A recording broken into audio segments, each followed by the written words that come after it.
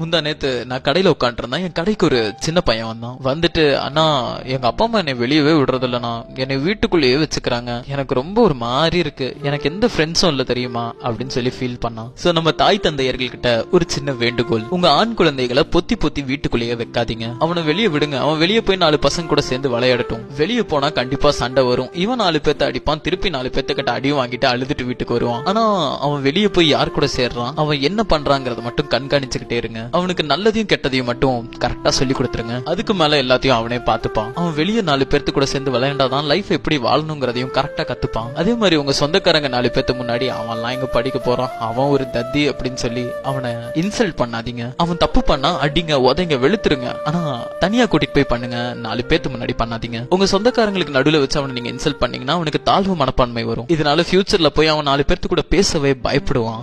அவன் ஒரு இன்ட்ரோவர்ட்டா மாறிடுவான். சோ உங்க குழந்தைங்களை எல்லாத்தையும்